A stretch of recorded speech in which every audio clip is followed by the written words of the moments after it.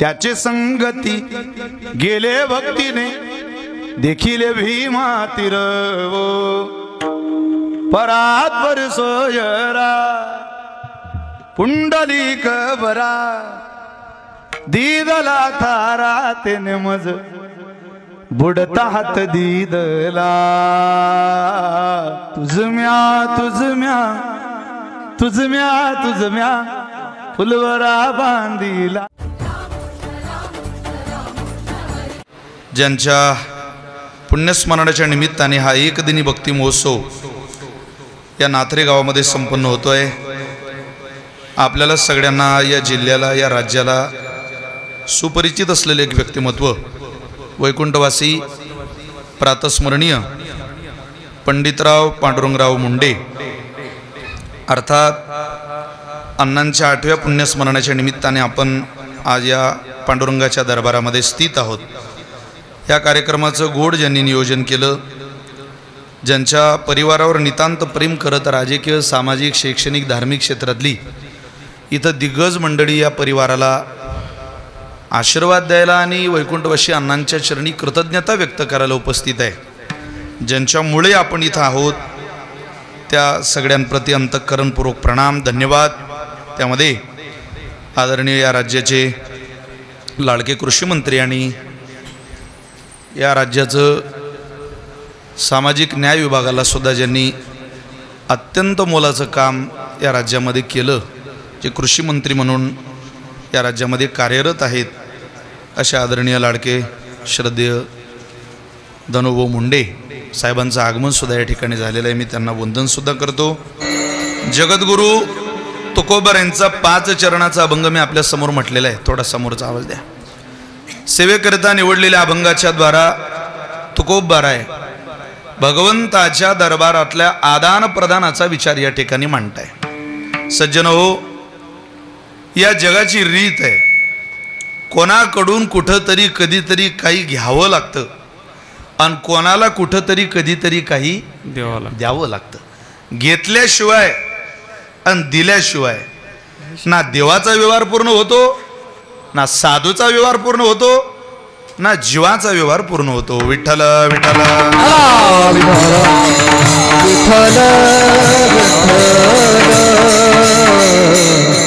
भगवंताने या सृष्टीचा विस्तार जेव्हा केला तेव्हाच काही गोष्टी घेणाऱ्या पाठवल्या तर काही देणाऱ्या पाठवल्या। आजचाही दिवस घेणारही आहे आणि देणारही आहे। मुंडे परिवाराने वैकुंठवासी अण्णांकडून काहीतरी मागावा, आज आशीर्वाद मागावा, देतील अण्णा। तुका म्हणे पितृ आशीर्वाद देती। सनातन वैदिक हिंदू परंपरेमध्ये खूप चांगल्या पद्धतीनं आपल्या पूर्वजांचा विधी स्वीकारला जातो। आगच्छन्तु महाभागा विश्वदेवा महाबलहा हे हत्र विहिता श्राद्धे सावधाना भवन्तु ते। श्राद्ध तिथीला पुण्यस्मरणाला का सोमसूर्यादी ग्रहणे एवोनी करते पारवणे की माता पितर मरणे अंकित जे दिवस। आपल्या आईवडिलांची तिथी, आपल्या आईवडिलांच्या मृत्यूचा दिवस आपल्याला माहितीच असला पाहिजे। महाराज अख्ख्या गावाची वाढदिवस आपल्या पाठ आहे, पण आपल्या आजोबांच्या आपल्या वडिलांच्या मृत्यूची तिथी जर माहिती नसेल तर त्याला काही अर्थ नाही। ज्ञानोबाराय म्हणतात, साहेब या रामकृष्ण विठ्ठल विठ्ठल विठ्ठल विठ्ठल विठ्ठल विठ्ठल।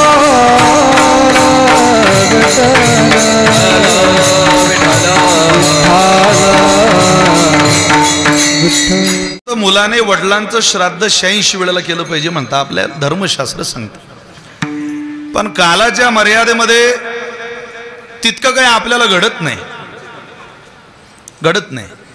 मग निदान मुलाने 3 दिवस तरी वडिलांचं स्मरण करावं। 1 वर्ष श्राद्ध अर्थात पुण्यस्मरणाचा दिवस। 2 अक्षय तृतीया। तुम्ही किती धावपडीत राहा, किती लगबगीत राहा, किती व्यस्त असा, या 3 दिवसाला वडिलांचा आशीर्वाद घेण्याचं जगातल्या कोणत्याच मुलानं चुकू नये धर्मशास्त्र सांगते। 1 पुण्यस्मरण, 2 अक्षय तृतीया आणि 3 जो 15वाळा आपल्याला पितृपक्षात मिळाला त्या पंधरवाड्यातली वडिलांची तिथी. या तिथीला आपण आपल्या वडिलांकडून आशीर्वाद घेण्याकरता चुकू नये. आणि मला असं वाटतं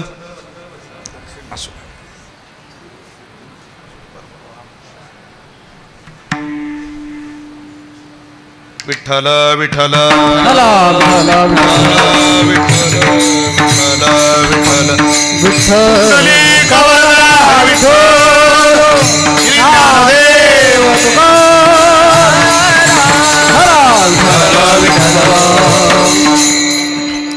त्यामुळं आज आपण त्यांना हे पुण्य समर्पित करायला उपस्थित आहे आणि आशीर्वाद घ्यायला उपस्थित आहे. यातलं पुण्य समर्पित करायचं आणि पुण्याच्या मोबदल्यात आशीर्वाद घ्यायचा. दोन प्रकारचं पुण्य, एक वैदिक पुण्य, एक भक्तीतलं पुण्य. भक्तीतल्या पुण्याला इंटरेस्ट मिळतो, व्याज मिळतं. आज केलेलं पुण्य उद्या वाढणार आहे. ज्ञानोबारे म्हणतात ना, पुण्याची गणना कोण करी. त्या पुण्याचं मोजमाप करता येत नाही. आपल्याला हवं असलेलं पुण्य आपण करून मोकळे होतो, पण त्या पुण्याला व्याज मिळतं. सत्यनारायणाची पूजा केल्यावर पुण्यच आहे, पण व्याज नाही, इंटरेस्ट नाही. त्याला मोबदला जर मिळून घ्यायचा असेल तर त्याला भक्तीतलं पुण्य करावं लागतं महाराज. म्हणून ज्ञानोबाराय तुकोबारायांनी तुमच्या माझ्यासारख्या जीवनाला संत दर्शनाकडे नेलं, संत विचाराकडे नेलं. तुम्ही काहीतरी स्वीकारण्याकरता इथं या, आशीर्वाद स्वीकारा, काहीतरी मिळून घ्या. काय दिलं त्या वडिलांनी तुम्हाला? समाजाला, परिवाराला असे काही व्यक्तिमत्व होऊन जातात जे आयुष्यभर देण्याचं काम करतात. मला असं वाटतं आदरणीय अण्णांनी या जिल्ह्याला, या परिवाराला काय दिलं हा नंतरचा भाग आहे. पण आज विमा म्हटलं आणि शेतकऱ्याचा विमा म्हटलं की आदरणीय अण्णांचं नाव घेतल्याशिवाय त्याचं कोणाला सुद्धा श्रेय देता येत नाही. इतकं मोलाचं काम त्यांनी हातात घेतलं होतं. शेतकऱ्याला पीक विमा मिळाला पाहिजे, दूरदृष्टी असली पाहिजे नेत्याला. नुसता नेता असू नये, दूरदृष्टी लागते. 5-25 वर्षानंतर या राज्यात काय होणार आहे याची चव आज लागली पाहिजे. काय होईल, काय केलं पाहिजे. आज आपण जे घर बांधतो ते 1 वर्ष राहण्याकरता बांधत नाही, पुढचे 50 वर्ष, निदान 2 पिढ्या तरी या घरात सुखात जाव्या या अपेक्षेनं आपण त्या घराची निर्मिती, त्या वस्तूची निर्मिती करत असतो. आणि मला असं वाटतं जर आपण अशा उपाययोजनेला पुढं जात असू, अशा कार्यानं पुढं जात असू, तर त्या गोष्टीची दखल आज आपल्याला घ्यावी लागेल. गेलेल्या व्यक्तीचं स्मरण त्याच्या कार्याने होत असतं. त्यामुळं अण्णांचं, त्यांनी या बीड जिल्हा परिषदेचं सुद्धा उत्तम काम केलेलं आहे. जेव्हा जेव्हा स्वर्गीय मुंडेसाहेब, वैकुंठवासी गोपीनाथरावजी मुंडेसाहेब मुक्ताबाईच्या दर्शनाला यायचे, मी लहान होतो पण त्याचा मी साक्षीदार होतो. कारण खडसे साहेबांकडून ते मुक्ताबाईच्या दर्शनाला रावळात जायचे. अख्खं आयुष्य आपली सुरुवातच तिथून झाल्यामुळं त्या लोकांची चेहरे, त्या मंडळींची चेहरे आजसुद्धा माझ्या स्मरणात आहे. मुक्ताईनगरला आल्यानंतर मुक्ताबाईचं दर्शन घेतल्याशिवाय माघार घेऊ नये, आईसाहेबांच्या दर्शनाला यावं. अशी जुनी मंडळी. स्वर्गीय मुंडे साहेबांना आदरणीय अण्णांनी राजकारणातही सक्रिय केलं, पुढं आणलं. उदात्त विचारधारेनं समाजव्यवस्थेकरता आपण ज्या परिवारात, ज्या कुळात, ज्या जिल्ह्यात, ज्या दुर्बल भागात जन्माला आलो त्या लोकांना न्याय दिला पाहिजे. आज एखादी मालकाची भाकरी बनवलेली बाई वाड्यावरून, त्या शेतातून जर ऊसाची गाडी येत असेल तर झाशीच्या राणीसारखी त्या बैलगाडीवरती सोडून त्या पालवात बांधलेली, चिंदीत बांधलेली भाकरी मालकाची उघडून स्वर्गीय मुंडे साहेबांचे, स्वर्गीय अण्णांचे आभार मानते. त्यांनी केलेल्या कार्याची ती उत्तम दखल आहे. मनुष्य कर्माने श्रेष्ठ होत असतो. आपल्याला प्रत्येकालाच वाटतं मला चांगलं मिळावं, चांगल्या ठिकाणी जागा मिळावी, माझं नाव राहावं, असं होत नाही. देवाच्या बापालाही वाटायचं माझा मृत्यू, माझा अंतकाळ परमात्म्याच्या मांडीवर जावा, असं होत नाही. ज्या मांडीवर राजा दशरथाचा जीव जायला पाहिजे होता त्या मांडीवर एका पक्षाचा जीव जातो. हे जीवनातलं कर्म आहे, लक्षात ठेवा. अपेक्षा केली नव्हती जटायूने मांडी मिळावी देवाची, आणि स्वप्नात अपेक्षा केली नव्हती राजा दशरथानं की माझा पोरगा माझ्या मृत्यूच्या वेळेला हजर नसेल. पण कर्म आहे ते, अंतकाळ आहे तो. ती काही तुमच्या माझ्या बापदादीची जहागीरदारी थोडीच आहे. मक्तेदारी आहे. मृत्यूवर कोणी मक्तेदारी गाजवू शकतं? मृत्यू नंतरच्या नावावरती कोणी मक्तेदारी गाजवू शकतं? कोणीही गाजवू शकत नाही महाराज, कोणी नाही. मोठी मोठी मंडळी होऊन गेली, अर्ध जग जिंकलं होतं सिकंदरने, तरी मरताना त्याचे मेल्यानंतर त्याची प्रियत यात्रा चालू होती, त्यावेळेला त्याचे हात पेटीच्या बाहेर होते. तो म्हटला कळू द्या या परळीतल्या लोकांना, कळू द्या या मुक्ताईनगरच्या लोकांना की अर्ध जग जिंकलेलं सिकंदर सुद्धा मेल्यानंतर रिकाम्या हाताने परत गेला. मायकल जॅक्सनने 12 डॉक्टरांची टीम सोबत ठेवली होती. 150 वर्ष जगायची इच्छा होती त्याला. किडनी डोनर, फुफ्फुस डोनर, काय असतील नसतील, अगदी डोळ्यापासून सगळे डोनर त्याने रेडी केलेले होते. 150 वर्ष जगायची इच्छा असलेला मायकल जॅक्सन 50व्या वर्षात त्याचा खेळ खल्लास झाला. मृत्यूवर कोणी जहागीरदार आतापर्यंत झालेला नाही. मरण माणसाला टाळता येत नाही, पण मरण सुधरवता जरूर येते. ज्याला मरण सुधरवायचं असेल त्यानं इथं एखादं काम शिल्लक राहील असं करून जावं. वैकुंठवासी अण्णांकडून आपण काय घ्यावं? हे कीर्तन अण्णांकरता नाहीच आहे मुळात, ते आपल्याकरताच आहे. आपल्याला वाटतं फक्त त्यांच्याकरता आहे. त्यांच्याकडून आपण काय घेऊन पुढं चालू त्याचा विचार आजच्या कीर्तनामध्ये आपण काहीतरी स्वीकारूया. अण्णांच्या चरणावर पुण्य समर्पित करूया आणि त्यांचा आशीर्वाद घेऊन निघूया. त्या आशीर्वादाने काय होईल? पितृसेवा पुण्य लाभले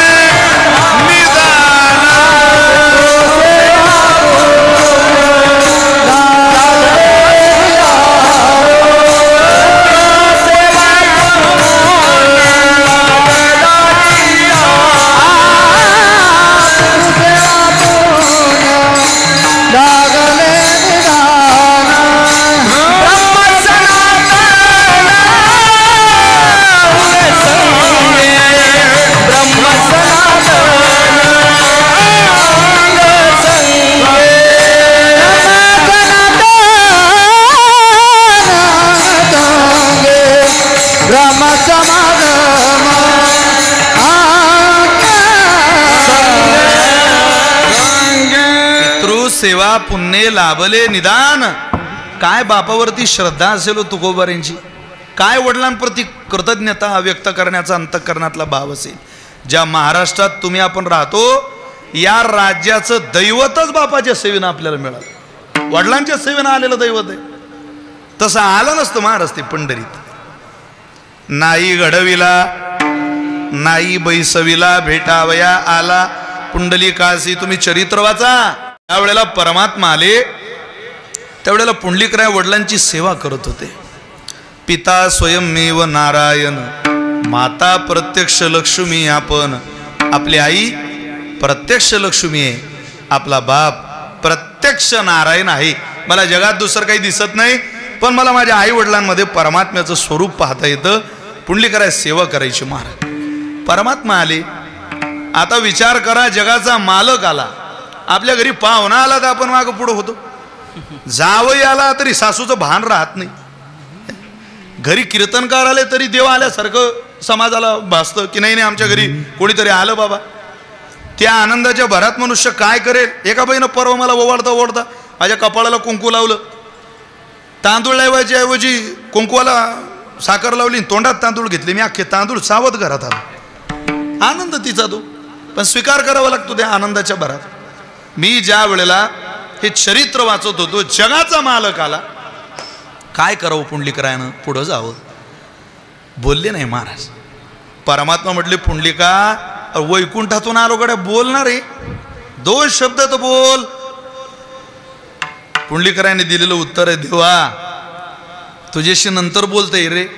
या कर्तबगार कष्टाचे हे माझ्या बापानं माझ्यावर मला हाड मांस आणि रुधिर ज्याच्या उपकारानं मिळालं, हाड रुधिर मांस ज्याच्या कृतज्ञतेनं मला मिळालं, त्याची सेवा करू दे, तुझ्याशी नंतर बोलेल. अरे पण मी तुला भेटायला आलो पुंडलिका. बरं राह ना थोडा वेळ उभे. आता समोर पाहुणा आला, त्याच्या स्वागताकरता आपण समोरच आसन देऊ ना.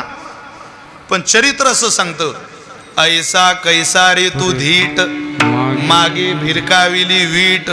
वीट फेकली सांगितलंय पा. मला मध्ये मी माझ्या बापाच्या सेवेत व्यस्त आहे, माझा वेळ घेऊ नका. मला तुम्ही या विटेवरती मी फेकलेली वीट आहे तिची त्याच्यावर जाऊन उभे राहा. आजही तुम्ही पंढरीला गेले, लोक म्हणतात पुंडलिकरायाचं मंदिर कुठं? त्या पांडुरंगाचं मंदिर कुठं? अरे बाबा, आता जिथं पांडुरंग परमात्म्याचं मंदिर आहे ते पुंडलिकरायचं घर आहे. विठ्ठल विठ्ठल.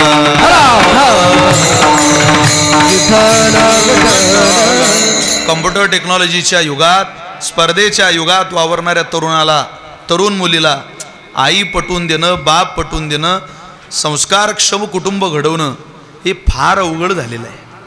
शिकलेल्या लोकांचे, नोकरदारांचे, ज्यांच्या घरात अमाप महिन्याला पैसा येतो, उलट त्यांचे मायबाप वृद्धाश्रमात आहे. महाराज, मी त्या पुण्याच्या बाहेर खडकवासल्याच्या पुढं जात असताना त्या आंबीला वृद्धाश्रम पाहिला. 90% लोक तिथं लाखाच्या पुढचे पगारातले होते. लाखाच्या पुढचे, स्वतः रिटायर झालेले पेन्शनर, त्यांना पेन्शन मिळतंय, पण ना पोरगी सांभाळते ना मुलगा सांभाळतो, राहत आहे तिथं. म्हातारपणात गोड बोलणं हे आईवडिलांचं टॉनिक आहे. अर्धा पाऊण तास आपला मोबाईल स्विच ऑफ करून आईशी मनुष्यानं मनसोक्त गप्पा मारत राहिलं पाहिजे. एकमेव तेवढी जागा आहे आता निरपेक्ष प्रेमाची. ये सब चोतो की बाजार में पत्रों का व्यापार चल रहा दुनिया में. लोक सत्तेला, मुंगळाला, त्या गोळाला चिकटलेल्या मुंगळ्यासारखी राहतात. महाराज, निरपेक्ष प्रेम करणारी जात तुकोबऱ्यांनी गाथेमध्ये दाखवली. ऐसी कळवळ्याची जाती, जात शब्द आहे त्या अभंगात. जात अशी एकच जात आहे आता जगात, तिला आई म्हणतात. इथं विशाल महाराज म्हणणारे खूप भेटतील, साहेबांना साहेब म्हणणारे खूप भेटतील, पण साहेबांनी उंबरठा ओलांडला, यशाचं शिखर. आम्ही ते फोटो बघायचो. जेव्हा जेव्हा आनंदाचा काळ येईल, जेव्हा जेव्हा संघर्षाचा काळ येईल, तेव्हा तेव्हा मातृ नावाच्या दैवते पुढे गेल्यानंतर लाडकानं धनू म्हणणारी फक्त आई असते, एवढं लक्षात ठेवा. तिची बरोबरी जगात कोणतीच जागा घेऊ शकत नाही, ती आईच आहे. मग ती देवाची असू द्या माये, तुमची माझी असू द्या माये, तिच्या प्रेमाचा काही मोजमाप होतो? हो नाही हो. तिला कशाची उपमा देता? म्हणता आईला, आई तुला खूप मोठी उपमा द्यायची, तू या आकाश एवढी मोठी, या सूर्यनारायणापेक्षाही तू मोठी. सूर्यनारायण, हा सूर्यनारायण जो सकाळी गोड वाटतो, दुपारी त्रास देतो. सूर्यनारायणाकडे पाहिलं की म्हणावं वाटतं, नारायणार तुझ्यापेक्षाही माझी माई मोठी, माझा बाप मोठा आहे. तू दुपारी तापतो रे. अरे उत्तरार्ध सुरू झाला आमच्या बापाच्या आयुष्याचा, आमच्या आईच्या आयुष्याचा, पण आम्ही कधी तिचं तापणच पाहिलं नाही रे. आमची आई समुद्रासारखी, समुद्रापेक्षाही विशाल आहे. समुद्राकडे गेलो, मुठभर ती ओंजळ भरली पाण्याची, चूळ भरायला लागलो, तेव्हा समुद्राची चव खारट लागली. त्या खारट समुद्राकडे पालन ठरवलं, समुद्रा हे सागरा, अरे तुझ्याहीपेक्षा आमची आई मोठी, आमचा बाप मोठा आहे. लेका 80 वर्षाचं आयुष्य आमच्या बापाचं, पण अजूनही आमचा बाप गोळ आहे. आमच्या बापाची काय बरोबरी करशील तू? गुलाबाच्या पाकळीचं प्रेम, आईचं प्रेम इतकं मवाळ, त्यापेक्षा मवाळ आहे. गुलाब दिसायला मवाळ आहे, कोमल आहे, पण तोडायला गेलो की कचकन काटा बोटात जातो. त्यावेळेला कळतं याचं प्रेम विकत घ्यावं लागतं, आईचं प्रेम विकत नाही. हिंदवी स्वराज्य संस्थापक छत्रपती शिवाजी महाराज 1674ला रायगडावरती शिवराज्याभिषेक सोहळा संपन्न झाला. राजाला सुद्धा बापाचं स्मरण झालं की रडावं लागतंय, आईचं स्मरण झालं की रडावं लागतंय. इतिहास असा सांगतो, ज्यावेळेला देश विदेशातले राजे महाराजांचं कौतुक करताय त्यावेळेला आपसूक महाराजांच्या डोळ्यात पाणी आलं. आऊसाहेब पुढं हजर आहे, जवळ घेतला आऊसाहेबांनी. शोभा, या राज्याभिषेक सोहळ्याची काही तयारी कमी पडली का हो? काही आवडलं नाही का तुम्हाला? बोला ना राज, काही कमी पडलं का हो? काही लागतंय का तुम्हाला? नाही आऊसाहेब, तुमच्या डोळ्यात पाणी आहे शोभा. तुम्ही राजे झालात, देश विदेशातली माणसं तुमचं कौतुक करायला आले. आज हसायची वेळ आहे, कारळताय. या महाराष्ट्राच्या राजानं, रयतेच्या राजानं दिलेलं उत्तर तुम्हाला मला बोरड पाडणार आहे. राजे म्हटले, आऊसाहेब सगळं चांगलं आहे, सिंहासन, डोक्यातला मुकुट, ही तयारी, आशीर्वाद द्यायला मोठी मोठी माणसं आहे, पण आऊसाहेब आम्ही राजे झालेलो पाहायला तुमच्या कपाळावरच कुंकू नाही वाज. आमचा बाप पाहिजे होता ना. छत्रपती शहाजीराजे भोसले आज हयात पाहिजे होते आऊसाहेब. यशावरती आरूढ झाला मनुष्य की बापाचीच आठवण येते. महाराज, इतिहास आहे या महाराष्ट्राचा. तुम्ही निवडून या, अख्खं गाव तुमचं कौतुक करतं, तालुक्यातली माणसं कौतुक करतात, घरात बसलेली असतात, बायकोनं आणलेला पाण्याचा ग्लास पिता पिता भिंतीवर लटकलेल्या बापाच्या फोटोकडे ज्यावेळेला नजर जाते त्यावेळेला मनुष्य किती मोठा असला तरी आतून आवाज येतो, आज माझा बाप हा दिवस पाहायला पाहिजे होता, ही घडी पाहायला पाहिजे होता. मलाही वाटतं माझ्या आजोबांनी दर महिन्याची मुक्ताबाईची वारी केली. माझे वडील कीर्तनकार व्हावी माझ्या आजोबांची इच्छा झाली नाही, ती उत्तम वादक निघाले. आमच्या वडिलांनी मला कीर्तनाला सुरुवात केली. शिखर बँकेचे अध्यक्ष भाऊसाहेब प्रल्हाद पाटील त्यांनी पहिल्यांदा शिबिर घेतलं मुक्ताबाईला. 99 साली बाल कीर्तनकार म्हणून कीर्तनाला लागलो. 19,000 कीर्तन केली राज्यात, राज्याच्या बाहेर. वडिलांची इच्छा होती देशाच्या बाहेर कीर्तन झालं पाहिजे. गेल्या वर्षी मी तेही करून आलो. 26ला अमेरिकेत जातोय. पण हे सगळं जरी तुम्हाला संप्रदायानं दिलं, संतांनी दिलं, तरी मला असं वाटतं एकदा फेटा बांधलेला आपल्या आजोबांनी आपल्याला पाहायला पाहिजे होतं. धनुभाऊंचं जाऊ द्या, आमच्यासारख्या चिकित्सक माणसाला, या राज्यातल्या उपासकाला आणि त्यांचं काम बघून असं वाटतं एकदा महाराष्ट्राचा लाडका कृषी मंत्री अण्णांनी पाहायला पाहिजे होता. सामाजिक विभागाला दिलेला न्याय एकदा अण्णांनी पाहायला पाहिजे होता. अण्णांनी सांभाळलेली बीडची जिल्हा परिषद, या बीड जिल्ह्यामध्ये माझं लेकरू काय ठसा उमटवत आहे. मुंडे परिवाराचं तख्त, हे तख्तावरती नाव कसं कोरलं, जिकडं जावं तिकडं कसा डंका वाजवला.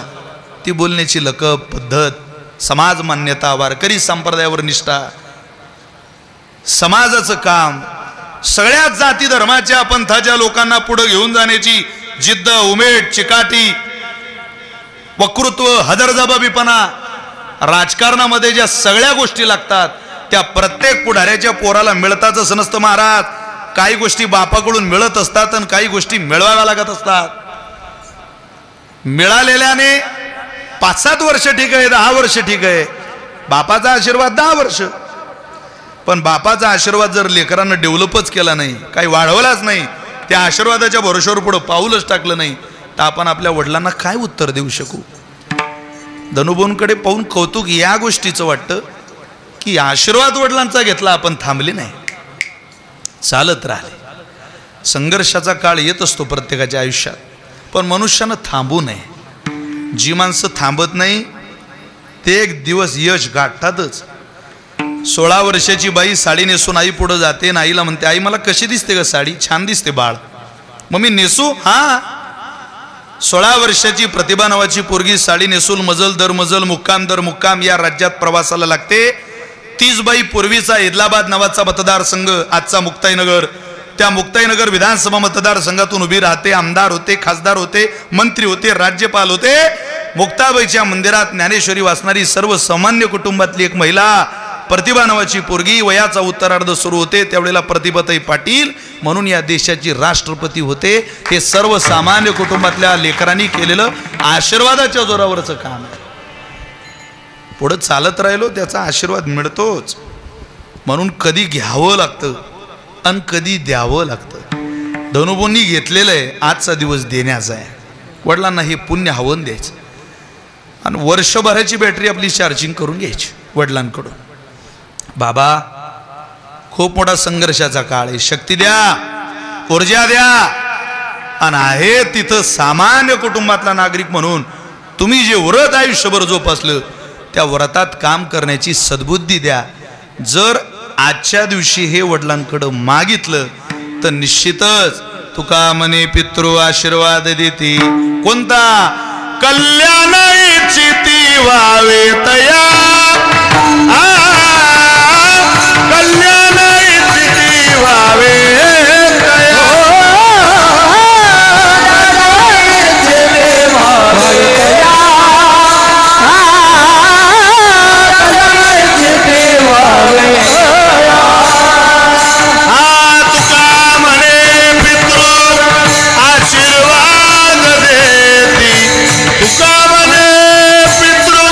आशीर्वाद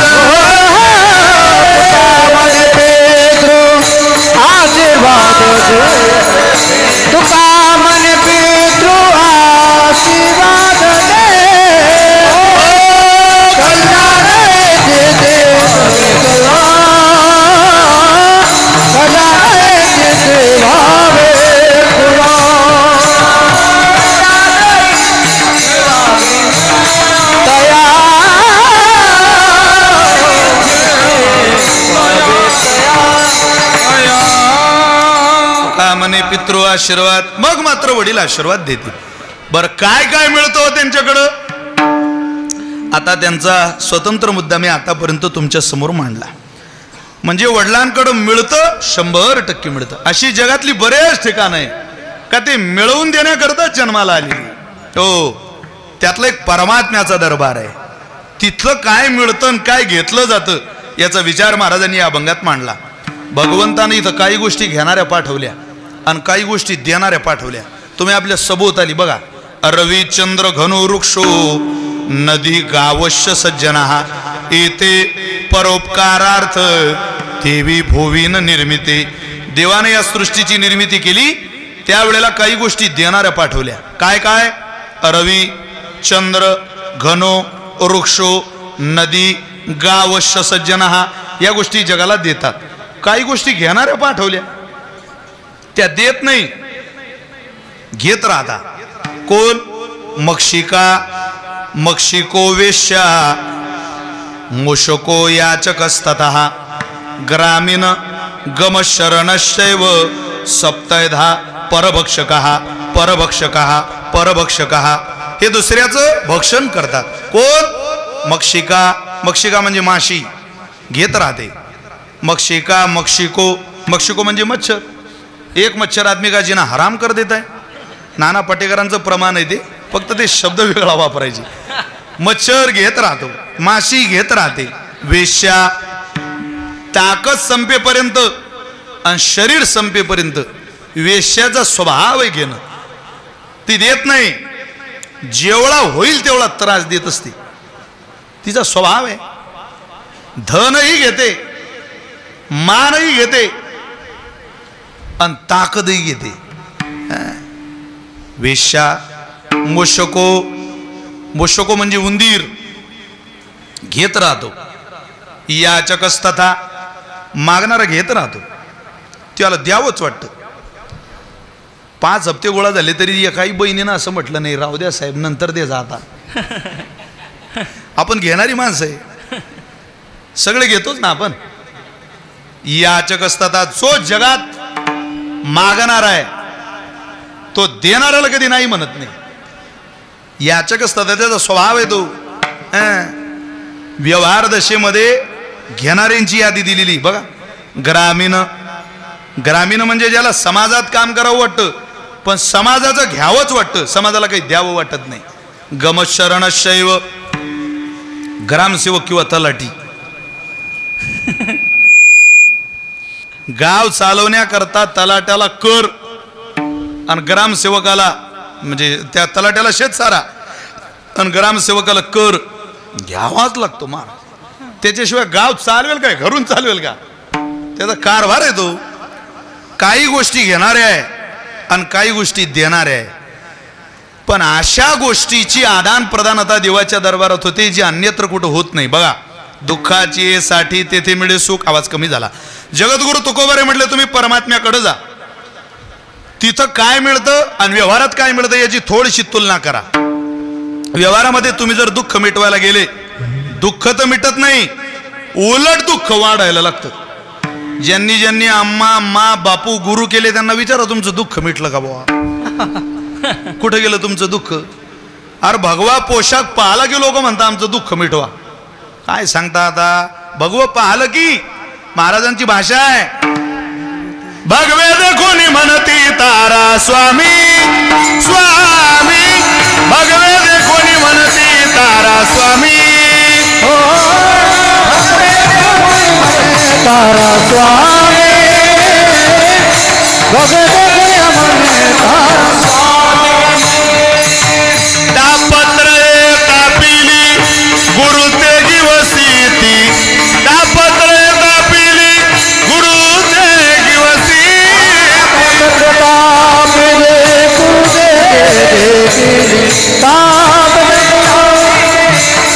वे देखोनी म्हणती तारा स्वामी. तुकोबारे म्हणतात भगवं पाहलं की लोक म्हणतात आमचं दुःख मिटवा हो. अरे मिटवा हो आमचं, आम्ही दुःखी. अरे तूच दुःखी आहे का? आणि त्यांनी भगव काय तुझं मिटवायला घातलं का?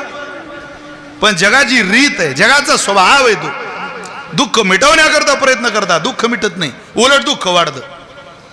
तसंच झालं लोकांचं. शालवाले बाबा आणि चादरवाले बाबा. जो लोकांनी उठपटांग रोग बसण्याकरता प्रयत्न केले, अरे असं कुठं रोग बसता का? आपली काही बुद्धी ठिकाणावर आहे का? तज्ञानेश्वरी आपण वाचतो, चादर खालून गेल्यावर जर रोग बसला असता तर हॉस्पिटल बंद पडले असते. वैभव लक्ष्मीची पोथी वाचून जर महिला श्रीमंत झाल्या असत्या तर सरकारने मुख्यमंत्री लाडकी बहीण योजना काढल्यापेक्षा 2-2 पोथ्या दान दिल्या असत्या तुम्हाला. काय झटके घेतले असते, योजना काढा ना मुख करा. पण आपण चाललो कुठं, करतोय काय? वारकरी संप्रदाय हा आंधळा संप्रदाय नाही, हा सुज्ञ लोकांचा संप्रदाय, महाराज संप्रदाय. या संप्रदायाची काही तत्व प्रणाली आचारसंहिता आहे जशी आता लागते 3:30 पासून. तशी आपली आचारसंहिता आहे ना, आपण ती तत्व सांभाळलीच पाहिजे. जर सांभाळता आली तर तुम्ही या दरबारात यायचं. तुकोबारे म्हटलं नाही तर दुःख मिटवायला याल, दुःख वाढवून घ्याल. तुम्हाला एक उदाहरण सांगतो तुकोबारेंनी दिलेलं. बीड किती किलोमीटर आहे तुम्हाला? 100 किलोमीटर. 100 किलोमीटर एखादा माणूस 2 दिवस चालून पायी आला नाथऱ्यात, आणि इथं आल्यावर त्याचं अख्खं अंग ठणकायला लागलं. महाराज तो म्हटलं, अरे बाप रे, पूर्ण अंग ठणकतंय माझं. बायकोला म्हटलं तू घरात तेल पहा आणि लवकरात लवकर माझ्या अंगाला माझ्या पायाला तेल सोडून दे, माझं अंग ठणकतंय. बायको म्हणे आपल्या घरात तेल नाही. तो म्हटला शोध कोणतं तरी लवकर आण, मला त्रास होतोय, माझा अख्खा अंग ठणकतंय. तुकोबारांनी दिलेलं उदाहरण आहे बरं का. अहो ती म्हणे पण घरात तेल नाही मालक. अगं शोध जरा लवकर. आता बायकोच ती पुन्हा गेली माघारी आली. मालक सापडलं. कोणतं आहे? ती म्हणे बिब्याचं आहे. कशाचं? बिबा काढतो ना तुम्हाला. बिबा म्हणता बरोबर तुम्ही हसायला लागले, म्हटल्यावर बिबा काढतोस तुम्हाला.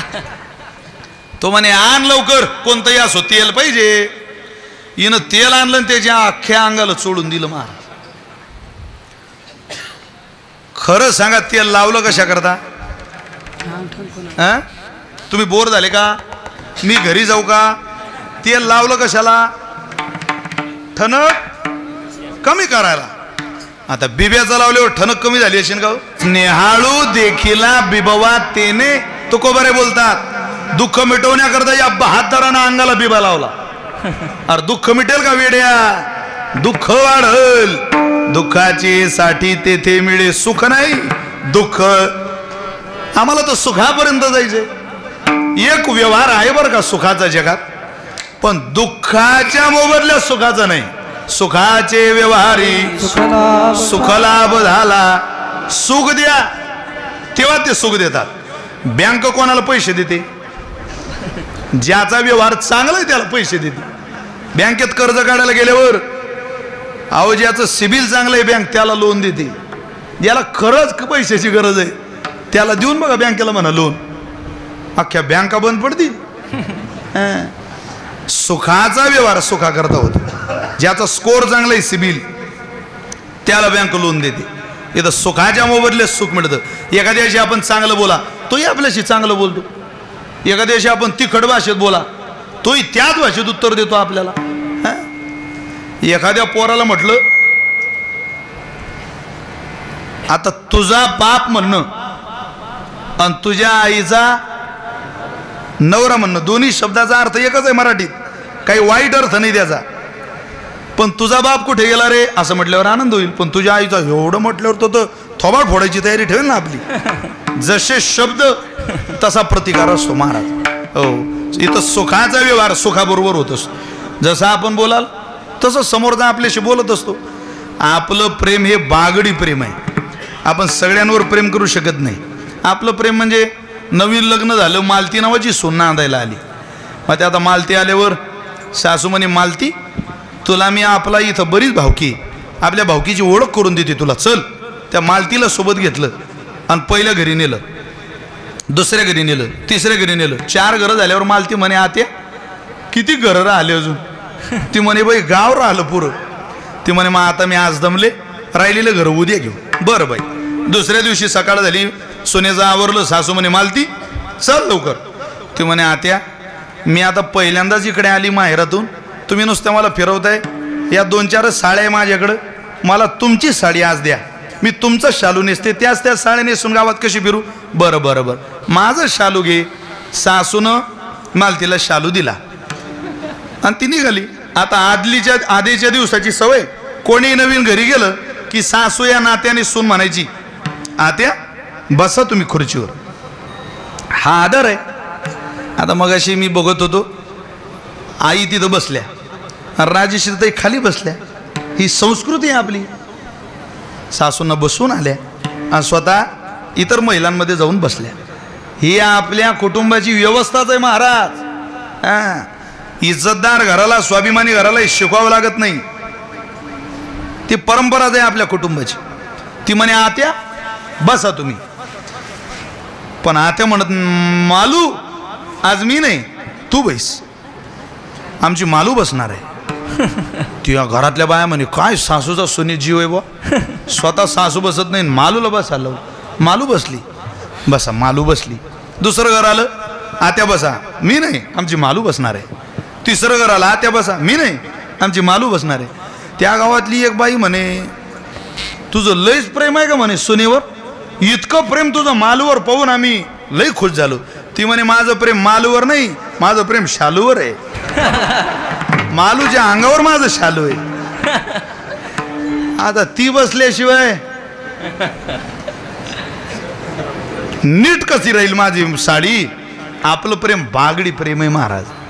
इथं मोबदल्यात प्रेम मिळतं. अविरत प्रेम मनुष्य कोणावर करू शकत नाही, कोणावरच नाही. अखंड प्रेमाचा झरा आणि अखंड सुखाचं प्रेम संतांनी करावं. त्याला प्रेमदायिनी भक्ती म्हणतात. आणि प्रेमदायिनी भक्ती गोपिकांनी केली. किती केली? अहो, प्रयत्नाच्या पराकाष्ठेत केली, दुःखाच्या व्यवस्थेत केली. होतं प्राप्त त्या सर्व सुखाचा त्याग करून प्रेम केलं. कोण करू शकतं? इथं प्रेम द्यायला तयार आहे माणसं, पण तुमचं बरं चाललंय तोपर्यंत. मालकीन अपमानात, गरिबीत आणि आजारपणात जी नवऱ्याच्या सोबत राहते ती पतिव्रता, ती प्रेम करणारी. आजारपणात नाही, गरिबीत नाही, त्याच्या अपमानात नाही, फक्त सुखात. कोण करावीच्या पुण्याची गणना? नाटक प्रेमाचं नाटक नाही करता येत महाराज. प्रेम नाही सांगता, बोलता, दाविता, अनुभव चित्ता चित्त जाणे. असं प्रेम सांगावं नाही लागत. याच्यावर माझं प्रेम आहे, याच्यावर माझं प्रेम आहे, माझं तुझ्यावर खूप प्रेम आहे. खूप या शब्दावर किती जोर दिला तर त्या प्रेमाची परिचिती होईल. प्रेमाचा परिचय करून देत आहे, ते अनिर्वचनीय आहे. तसं परमात्म्याच्या दरबारात मिळणारं अनिर्वचनीय. त्या गोपिकांनी ठरवलं होतं, किती त्रास हो, याची लागी हो ते जियले भोग, याची लागी हो केले नाना याग, याची लागी हो अष्टांगादी योग, याची लागी या विषयाचा त्याग. जगात पळायचं नाही. सुखाच्या मोबदल्यात सुख देईल, ते सुखच नको आहे आपल्याला.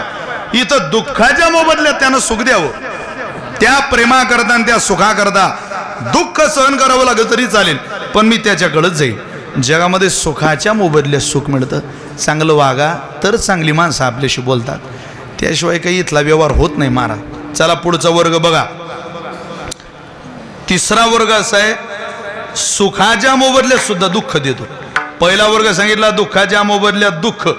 दुसरा वर्ग सांगितला सुखाच्या मोबदल्यात सुख. घेणे देणे सुखाची वरी होऊ दे या जगा. चला पुढं. सुखाचे व्यवहारी आपण प्रमाण म्हणून आलो. तिसरा वर्ग आहे, सुख द्या तरी ते दुःखच देतात. सापाला दूध पाजणं तुम्ही मी पुण्य समजत असलो तरी ते पाप आहे. संत नाही म्हणतात. काय झालं? सापाला दूध पाजता? अरे तो विषारी आहे, त्याचा स्वभाव. तुम्ही दूध पाजल्याचे उपकार ठेवणार नाही. त्याला संधी मिळाली की तो नागी हानेल म्हणजे हानेल. त्याच्या रक्तातच तो दोष आहे. तुम्ही त्याच्यावर सुखाची अपेक्षा त्याच्याकडून करू नका.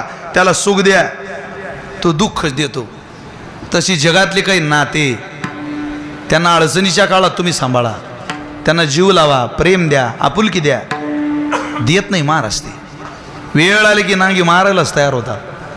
म्हणून सावधान केलं तुकोबाऱ्याने अनोबाऱ्याने आपल्याला. हे दिसायला बरं दिसतं फक्त. जवळ गेलं. वक्ते बाबा दृष्टांत सांगायची. एका माणसाची बायको मेली, प्रेतयात्रा चालू होती. वक्ते बाबा सांगायचे मग ते प्रेत यात्रेमध्ये एक जण मागून गेला आणि विचारला का कोण वारलो. तो प्रेत यात्रेत चालणारा म्हणे त्या 4 खांद्यांच्या वरती जी बाई आहे ना तीच वारली. तो म्हणे तुम्हाला काही बुद्धी आहे, अरे नीट उत्तर द्या. आता काय उत्तर देत आहे, जाऊ द्या म्हणे, मूर्ख माणूस आहे तो, पुढं गेला. बरं त्या प्रेत यात्रेत असं होतं, त्या मालकाच्या उजव्या हातात मडकं होतं आणि डाव्या हातात कुत्रं होतं. वक्ते बाबा सांगायचे बरं का. त्या प्रेत यात्रा पाहायला आलेल्याला आश्चर्य वाटलं गड्या, एका हातात मडकं आणि दुसऱ्या हातात कुत्रं. तो म्हणे का हो हे मडकं, म्हणे भाऊ बायको वारली म्हणून. बरं कुत्रं, तेच तिला चावलं म्हणे. आता इतक्या अडचणीच्या काळात जे आपल्याला मदत करायला धावून येतं त्याला वाऱ्यावर कसं सोडता. म्हणून मी त्याला स्मशानभूमीत घेऊन चाललो. तो विचारायला आलेला म्हणे तुम्ही एक उपकार करा. काय? 2-4 दिवस आपल्याला हे कुत्रं द्या तुम्ही. तो म्हणे येडे झाले का तुम्ही, हे मागचे काही अंत्यविधीला आलेले नाही, यातले निम्मे कुत्र्यासाठीच येलाय, फक्त रांगेत उभे दे. प्रपंच इंद्राचा असू द्या नाही तो उंदराचा. सुखाच्या मोबदल्यात तिथं दुःख मिळतं प्रत्येकाला, सुख मिळत नाही. अनेक उदाहरणं देता येतील, चला त्याच्या पलीकडं पुढं जायचंय आपल्याला. सुखाच्या मोबदल्यात पुरावा जन हे सुखाचे दिले घेतल्याचे अंत हे काळीचे नाही कोणी, अंत हे काळीचे नाही कोणी, शेवटाला येतील. अरे एक नातेवाईक नाही यातला. आणि काय घुसमट करून घेतो मित्रा त्या दरबाराचा. कारण करुणावरून आलंय. जगदाधार रुक्मिणी प्राण संजीवन असलेल्या भगवंताच्या दरबारात हे सगळे नाते वजा कर, 3 व्यवहार वजा कर. कोणते कोणते? दुःखा करता दुःख 1, सुखा करता सुख 2, सुखा करता दुःख 3. एक व्यवहार मीच तुला सांगतो, त्या व्यवहाराकडे जा. कोणता व्यवहार आहे महाराज तो? दुःख खिशात भरून घे, दैन्य जवळ भरून घे, अनाथ पण जवळ घेऊन घे, आणि जन्मोजन्मीची भूक पदरात घेऊन जा. या 4 गोष्टी घेऊन परमात्म्याच्या दरबारात जा. याच्या मोबदल्यात काय मिळतं माहिती?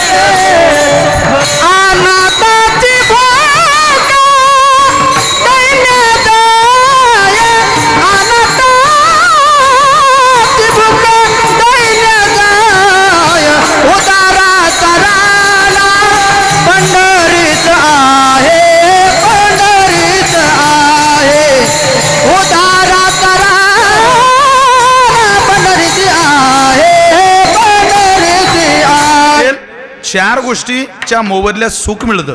कशा कशाच्या? अनाथाची भूक दैन्य जाय. एक तर दुःखाच्या मोबदल्यात सुख, अनाथपणाच्या मोबदल्यात सुख, दैन्याच्या मोबदल्यातलं सुख आणि भूकेच्या मोबदल्यातलं सुख. 4 गोष्टी तुकोबारांनी पहिल्या चरणात सांगितल्या. तुका म्हणे भूक, एकदा भूक लागू द्या तुम्हाला. कोणती भूक लावा? डोळा पहावया मुख. त्याचं मुखकमल कधी पाहतो अशी भूक लागली का परमात्मा आपल्यावरती कृपा करतो. आपल्याला भूक त्याची लागावी. त्याला सोडून जगातल्या सगळ्या भूका लागल्या आपल्याला, त्याची लागत नाही. मी उत्तर भारतामध्ये एका साधूला पाहिलं, डॉक्टरांनी दिलेली शुगरची गोळी सुद्धा नैवेद्य म्हणून देवाला दाखवली. देवाला काय श्रद्धा असेल आणि काय प्रेम असेल परमात्म्यावर सांगा. विचार करण्यासारखी गोष्ट आहे. आपण देऊ शकतो परमात्म्याला काही. त्या ददीची नावाच्या ऋषींनी आस्त्यांचं दान दिलं धर्माकरता, त्या रुद्रस्वलाला मारण्याकरता. भगतसिंगाने देशाकरता प्राणाची आहुती दिली. ही भूक आहे. ज्यावेळेला तीव्रतेची भूक लागते त्यावेळेला परिणामाचा विचार होत नाही. आणि आपल्याला जर ती यदा कदाचित लागली तर त्याच्या मोबदल्यात जे मिळतं ते सुखाचं आहे. सुखाचे शेजारी पहुडईन. सुखाचे शेजारी म्हणजे त्या आनंदावर, त्या सुखावर मी पहुडीन. मी आनंदावर, त्या सुखाच्या शेजेवर, सुखामध्ये माझा वावर चालू होईल का. तुकोबारे म्हटले ते ठिकाणच ते तेथे मिळे सुख, तेथे मिळे सुख. त्याच्या मोबदल्यात अन्यत्र कुठेही तुम्हाला या गोष्टी मिळणार नाही. तुम्ही तिथपर्यंत चला, तुम्ही तिथपर्यंत चला. बरं, त्याचा स्वभाव कसा आहे. उदाराचा राणा पंढरीसा आहे. त्याचा स्वभाव उदार आहे. तो देणार आहे.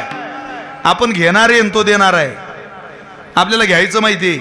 ते घ्यायला लागलो का मुळासहित कसं घेता येईल याचा विचार करणारा जीव आहे. पण मागत्यासी पुरे धनी आणि कासी उरे, हे जे संतान करवी त्यानं दिलंय ना, ह्या त्याचा स्वभाव बघा दातृत्वाचा. अरे त्यांना दिलं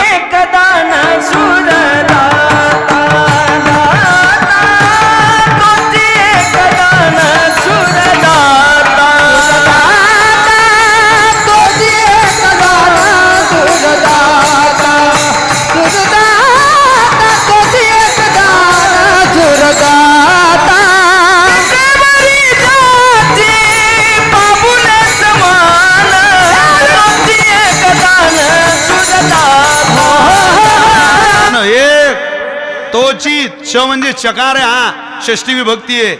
तोची म्हटल्यावरही एक म्हटलं. तोची एक दान शूरदाता. त्याचा स्वभाव आहे देणं. बरं, देतो कसा. उभारोनी वा हे पालवितो और बोलवून देतो. कोण बोलवून देतं. मागून मिळत नाही इथं व्यवहारात. तो बोलवून देतो. आणि काय देतो. सुखम सर्वस्मयी रोचते हिताय पुत्रो जनन्ये प्राणनाथंच पत्ने भार्या गोतम पत्ते सत्यम च सते मध्यम मध्यपाय देवोपि भक्ताय सुखम सर्वस्मयी रोचते हिताय. जे सगळ्यांना आवडतं ते देतो. एकदा त्याचं सुख मिळायला लागलं ना, जगातली सगळी सुख वजा होता. नांदणारीला कारण सांगता येत नाही. जिला नांदायचं असतं ती कारण सांगत नाही. आणि जिला नांदायचंच नसतं ना, ती आयुष्यभर कारण सांगते. असंच नाही, तसंच नाही, तुम्ही मला जीवच लावला नाही आणि मला असंच दिलं नाही. जीव घेतला त्याचा तरी लावला नाही म्हणते. आता काय फार मरायला टेकला तो. आता काय लावायचा शिल्लक राहिला. नांदणारी नाही, ती सहन करते. तुकोबारांचा मेवना जिजाबाईचा भाऊ जिजाबाईला घ्यायला आला भाऊ बीजेला.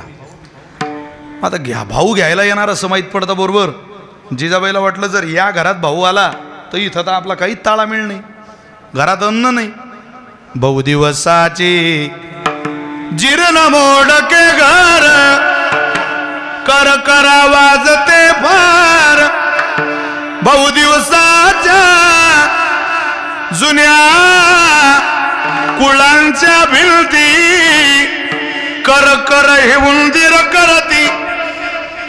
ते कन शोधाया फिरती मगंती निराश होती. मग सोडून ते जाती त्या सदनाला. प्रभू रे घात कसा झाला घात. प्रभू रे घात कसा झाला घात कसा झाला. काय आमच्या घरात कोपला पाटील गावीचे हे लोक. आता मज भीक कोण घाली. काय हे फुटकाची विना त्याला दोन तार. करी रझार पंढरीच्या माझ्या माय बापे बरे नाही केले पदरी बांधले भिकाऱ्याच्या. काय आमच्या घरात दुष्काळी आटीला द्रव्य नेला मान श्री एक अन्न अन्न करिता मेली आणि कसा येऊ देऊ त्याला घरात कुत्रे घर राखीती. एवढी परिस्थिती बिकट माझी आणि त्यात भाऊ आला भाऊबीजेला घ्यायला श्याम महाराज. त्याला घरात कसं येऊ. वायरची पिशवी घेतली आणि देहूच्या बाहेर आल्या. ऐका किती उदाहरण ऊर्जा देणारं उदाहरण आहे. महिलांनी तर विशेष आहे का. पिशवी घेतली वायरची बाहेर आल्या देहूच्या आणि भावाची वाट पाहत थांबल्या. निरोप आला होता भाऊ येणार आहे. भावानं बाहेर पाहिली बहीण देऊच्या. बाई तू इथं मी घरी येणार होतो ना. अरे दादा वेळ जाईल रे येण्या जाण्यात तुलाही त्रास होईल. त्यात मला माहेरची ओढ लागली आणि ओढ लागल्यामुळं माझं मन लागना इथं म्हणून मी मुद्दाम बाहेर आले. बरं बरं चल. बहिणीला घेऊन आले. अंगावरचं पातळ पाहिलं तेव्हा लक्षात आलं हिची परिस्थिती काही बरी नाही गड्या. पुण्यातून चांगलं पातळ आणलं बहिणीला आणि अंगावर दिलं नेसायला. स्त्रीचा स्वभाव आहे महाराज. तिनं अंगावर नवीन वस्त्र परिधान केलं की तिला असं वाटतं या वस्त्रात पहिल्यांदा मला माझ्या नवऱ्यानं पाहावं माझ्या मालकानं पाहावं. जगातली कोणती माऊली असो तिचा तो अट्टहास आहे माझ्या मालकानं मला पाहावं. चांगली सुंदर ते चांगलं पातळ अंगावर घातलं आणि माझ्या मालकानं मला बघावं. आरशा पुढं गेल्या पाहिलं. आठवण झाली तुकोबाऱ्यांची. आवाज कमी झाला. भाऊबीज होती नेमकी त्याच दिवशी. जिजाबाई भावाला म्हटलं दादा तुला पटकन ओवाळते मला नेऊन सोड. कुठं देऊत. अरे आता हो अगं ताई आता तर आली ग काल आज भाऊबीज लगेच जातो म्हणते. अगं थांब जरा जाऊ नको. राम महिना 2 महिना इथं काय तिथं म्हणू नये पण म्हटलं काय अन्नाचा दाना तर नाही घरात. त्यात महाराज इथं घरात नाही. कधी भंडाऱ्यावर कधी भामचंद्रावर. राह इथं थोडे दिवस आराम कर. महिना 2 महिना सुखात काळ बघ तब्येत कशी झाली. इथं 100 नोकर आहे तुझ्या हाताखाली. इथली वस्तू तिथं ठेवावी लागणार नाही. सगळी हाताखालची नोकर तुझी कामं करतील. किती नोकर आहे 100. म्हणजे 100 नोकर माझा ऐकतील दादा. हा तुझा ऐकतील बाई. वा म्हणजे 100 नोकरांचा मालक आहे माझा दादा. हो का रे दादा तू 100 नोकरांचा मालक आहे. या 100 नोकरांच्या मालकाच्या पायात तुझ्या पायात ज्या वेळेला काटा मोडतो दादा त्यावेळेला यातला कोणता नोकर येतो रे पळत पळत काटा काढायला तुझ्या पायातला. अगं तायडे नोकर काय काटा काढायला असतात का ग माझी ताई. काम करायला काटा आपला मीच काढतो वाकून. म्हणजे 100 नोकरांचा मालक स्वतः वाकून काटा काढतो. हो दादा 100 नोकरांच्या मालकाच्या पायातला काटा जर तुझ्यासारख्या श्रीमंत माणसाला खाली वाकून काढावा लागत असेल तर काय आग लावतो तुझ्या श्रीमंतीला. अरे या जिजेच्या पायात ज्या वेळेला काटा मोडतो त्यावेळेला पंढरीचा मालक भंडाऱ्याच्या घाटात आमच्या पायातला काटा काढायला येतो. ही माझ्या नवऱ्याची प्रॉपर्टी आहे. ही माझ्या नवऱ्याची श्रीमंती आहे. हे काम करायला आहे. तू सुखी आहे म्हणून पैसे देतो म्हणून. अरे शिव्या देऊन सुद्धा जो काटा काढतो दुःखाची साठी तेथे मिळे सुख. शिव्यांच्या मोबदल्यात कोण दादा प्रेम करत रे? पण शिव्यांच्या मोबदल्यात सुद्धा जिथं प्रेम मिळतं तो देव आहे, लक्षात ठेवा.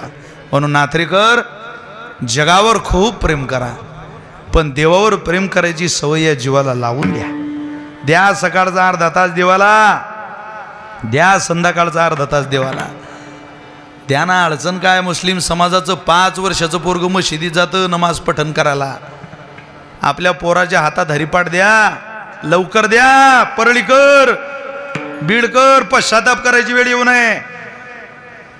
नाही तर नुसते श्राद्ध होतील, नुसते पुण्यस्मरण होतील. बापाला बाप म्हणणारी पिढी राहणार नाही जगात. जिते बाप को रोटी ना दे वो तो मरे बाद पचताए. बोटभर चावल धाबे पर जेऊ कर कव्य को बाप बनाय. जिवंतपणाला बाप म्हणत नाही पोरं, मेल्यावर कावळ्याला बाबा बाबा बाबा म्हणायला तयार होतात. अशी नालायक पिढी जन्माला येईल या राष्ट्रात, आलेली आता सुद्धा. या मुंडे परिवारानं केलेलं हे अण्णांचं पुण्यस्मरण घरी घेऊन जा. तुमच्या पोराच्या नजरेला उभं करा. प्रश्नचिन्ह आहे, तरुण पोरं किती उभे कीर्तनात. दयनीय अवस्था आहे आपल्या धर्माची, संप्रदायाची. थोडं चिकित्सक वृत्तीनं बघा. पोराच्या गळ्यात टाळ घालायला लाजू नका. नाही तर एक दिवस विशाल महाराज खोलेचा दररोज म्हटला जाणारा शकून घराघरात गावा गावा अनुभूतीला येईल. रोज म्हणतो मी, रोज सकाळ म्हणतो, संध्याकाळ म्हणतो. खरं ना ते? पृथ्वीमध्ये दादा एक अद्भुत होईल. बहीण भाव दोघा जणाचा विवाह लागेल. 5 वर्षाची कन्या भ्रतार मागेन. 6 वर्षाची कन्या गर्भीन राहील. ऐका या कलियुगाची थोरी. पुत्र तो होईल पित्याचा वैरी. भ्रतारा सोडोनी घरोघर फिरतील नारी. ऐसा शकून दादा, शकून दादा ऐका निर्धारी. हे निर्गुण निराकार दादा माहूर माझं गाव. शकून सांगावया आले माई माझे नाव. दारोदार आले हो संत तुमच्या माझ्या. 5 वर्षाच्या पोरीला लग्न लावावं लागेल. 6 वर्षाच्या मुलीला मुलगा होईल. लग्नाचा व्यवहार होईल. नंतर बायको कुठं, मालक कुठं. 15 वर्षापुरती मी तुमची बायको, 10 वर्षापुरती तुमची बायको निघून जाईल. हा तरी निघून जाईल, ती तरी निघून जाईल. लग्नाचे करार होतील. घरात आई सांभाळावी लागते, बाप सांभाळावा लागतो. असा धर्म शिल्लक राहणार नाही. बैलाचं शिंग सोन्याचं होईल झालं. डोंगरी दिवे लागतील, लागले. पाळणा घर निर्माण होतील, झाले.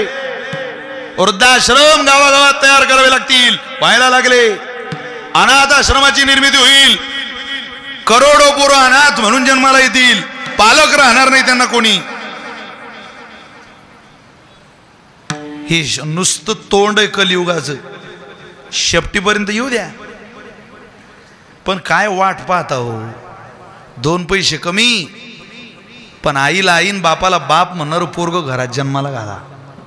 जन्माला आलं असेल तर ते तयार करा. ज्ञानेश्वरी वाचा ना जरा, गाथा वाचा ना, अमृताचा अनुभव वाचा ना. बापानं टाळ घ्या ना हरिपाठाला संध्याकाळी. लाज काय वाटते? चोरी जारी मांस मदिरा सट्टा पत्ता जुगारीत काय मजा वाटते तुला? तेव्हा कळेल व्यसन काय मजा देत.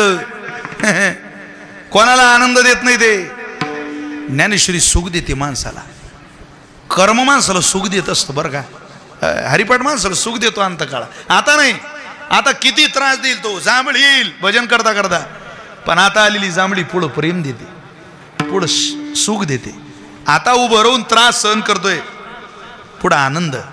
इथं वयोवृद्ध माझ्या बापाच्या वयची माणसं निम्मे कीर्तनाला उभे. यांनी माझ्या पाठीमागं उभं राहावं. इथं जे सांगणाऱ्याला फळ आहे ते उभं राहणाऱ्याला आहे, ऐकणाऱ्याला आहे. इथलं काही सुद्धा वायाला जाणार नाही. तुका म्हणे श्रम केला अवघाला फळासी. तिथलं काही कामाला येत नाही आणि इकडचं काही वायाला जात नाही. म्हणून फक्त त्याच्यापर्यंत जाणं एवढंच कृत्य करा.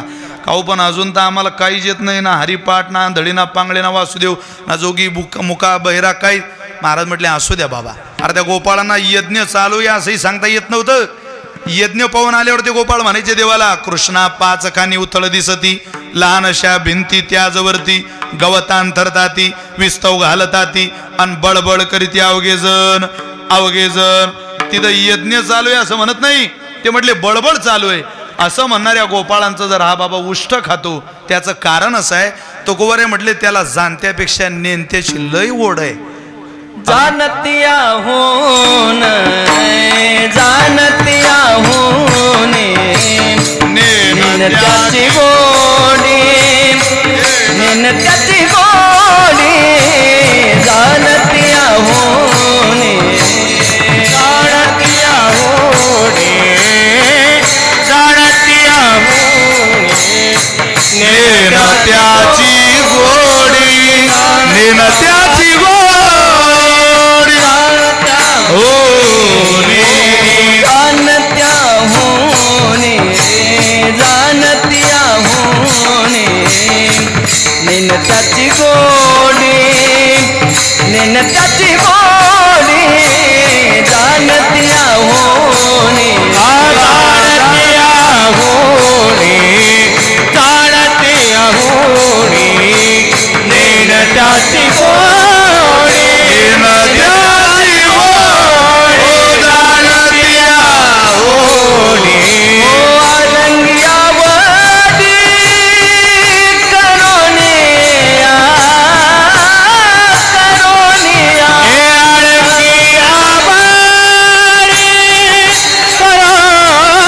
करोनिया, करोनिया, आलंगियावडी करोनिया, करोनिया, आलंगियावडी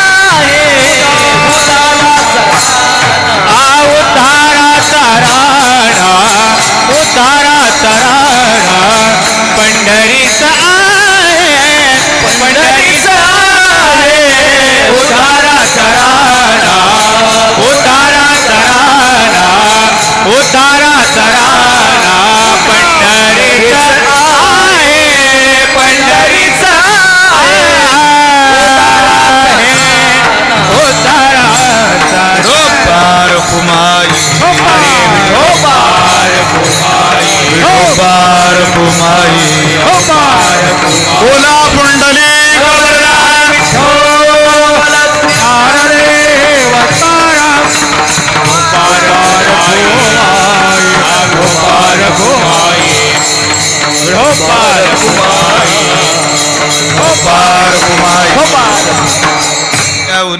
त्याची गोडी, आलिंगी आवडी करुनिया, उदाराचा राणा पंढरी साही, उबारोनी बाहे पालवितो. त्याला नेनत्या भक्ताची ओढ आहे, नेंत बनायचं, जाणून नेणं ते खरी माझे मन. देवा आम्हाला जाणून नेंत कर बाबा, आम्हाला हुशार बनवू नको. अरे राव द्या असंच, काय तुम्ही मृदंग वाजवता असं म्हटल्यावर मुखातून शब्द यावे, ही ज्ञानोबरांची कृपा आहे. काय तुम्ही चाल गायली हो, ही माझ्या तुकोबरांची ज्ञानोबरांची कृपा आहे. हे नेंतेपणाचं लक्षण आहे. जाणून येणं ते करीमा, त्याला नेंत्याची ओढ आहे. जर नेंता गेला तर शीन घेऊन या, प्रेम देतो साठी, न विचारी तुटी लाभ काही. उदाराचा राणा पंढरी साही, उबारोनी बाही पालवितो. तुमच्या शीन घेतलेल्याच्या मोबदल्यात तुम्हाला मला प्रेम देणारा जगन्यंत आहे, त्याचं प्रेम आपल्याला मिळावं अशी जर अपेक्षा असेल, अशी जर ओढ असेल, तर परमात्म्याच्या दिशेनं चाला. परमार्थामध्ये लचकन सुद्धा चालत नाही. लचकणं प्रपंचामध्ये पाय मोडला तरी काही बिघडत नाही. इथं लचकली या दिठी ज्ञानोबा म्हणतात ना, हां इथं लचक नाही. तसं थोडंही देवावरचं अखंड खंडेना जीवर रामकृष्ण नारायण तनु मनु शरण विनटलो तुझे पायी बाप रखुमा देवीवरा वाचूनी अनुने काही त्याच्याशिवाय काही दिसू नये. जसं त्या गोपिकेला परमात्मा सर्व सुखाचा दिसत होता तसा आपल्याला सर्व सुखाचा तोच दिसावा, कायम त्याच्याकडे सदोदित पाहत राहावं. आणि ज्या दिवशी आपण त्याच्याकडे सदोदित सर्व भावनेनं बघू त्या दिवशी आपल्यावर तो कृपा केल्याशिवाय राहणार नाही. आणि त्याच्या कृपेकरताच आपण पुढं चालत राहिलं पाहिजे. आपल्या सगळ्यांप्रती अंतःकरणपूर्वक धन्यवाद प्रणाम कृतज्ञता व्यक्त करतो. खरं तर भगवंताच्या दिशेनं जाण्याचा आपण सगळेजण मानस ठेवूया.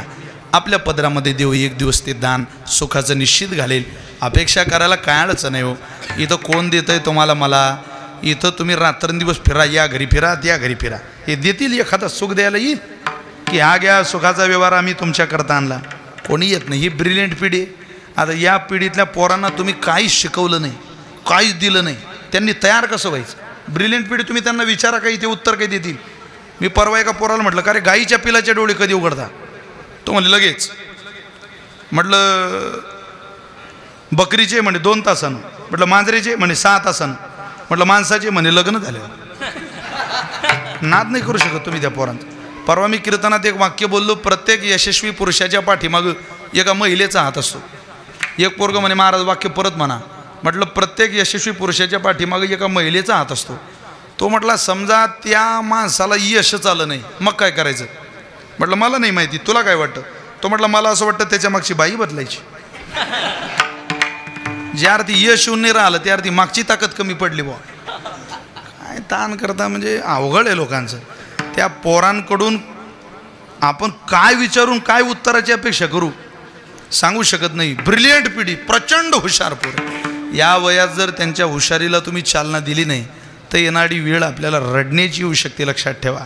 म्हणून संत परंपरेचा थोडासा मानस त्यांच्याकडे उतरवा. तुम्हाला परळीसारखं दैवत लाभलं त्या भगवंताची सेवा त्यांच्या आयुष्यात उतरवा. ज्या दिवशीची सेवा तो आनंद त्यांच्या आयुष्यात उतरेल त्या दिवशी तुकोबारे म्हटले, तुका म्हणे असो अनाथ दुबळी, अनाथ असा दुबळे असा आणि भगवंताकडे जा. आमचा सांभाळ केला तुमचाही करेल. आमासी तो पाडी पांडुरंग उदाराचा राणा पंढरी साही उबारोनी बाही पालवितो निवृत्ती ज्ञानदेव सोपान मुक्ताबाई एकनाथ नामदेव तुकाराम.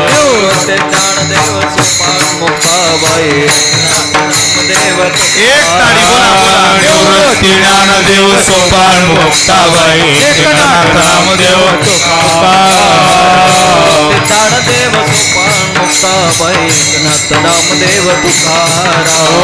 एकनाथ नामदेव तुकाराम. एकनाथ नामदेव तुकाराम. एकनाथ नामदेव तुकाराम. एकनाथ नामदेव तुकाराम. एकनाथ नामदेव तुकाराम.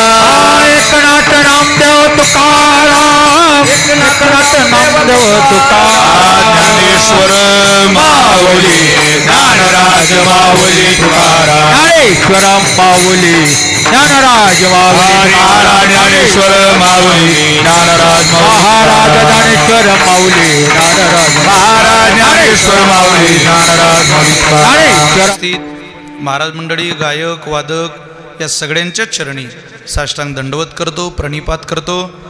आदरणीय धनुभाऊंनी त्यांच्या संपूर्ण कुटुंबाने वैकुंठवासी अण्णांच्या चरणी कृतज्ञता व्यक्त करण्याकरता जो हा सोहळा या ठिकाणी आयोजित केला, मातोश्री रुक्मिणबाई, सौभाग्यवती राजश्रीताई आणि संपूर्ण त्यांचं कुटुंब, या कुटुंबाप्रती अंतःकरणपूर्वक प्रणाम व्यक्त करतो.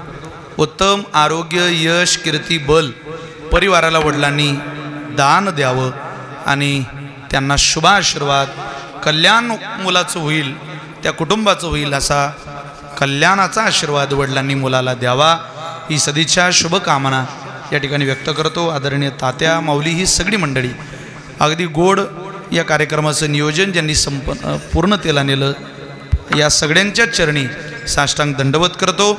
आणि झालेली कीर्तनरूपी सेवा आदिशक्ती जगन्माता चितकला मुक्ताबाईच्या चरणी सुपूर्द करतो. विठ्ठल जय जय विठ्ठल.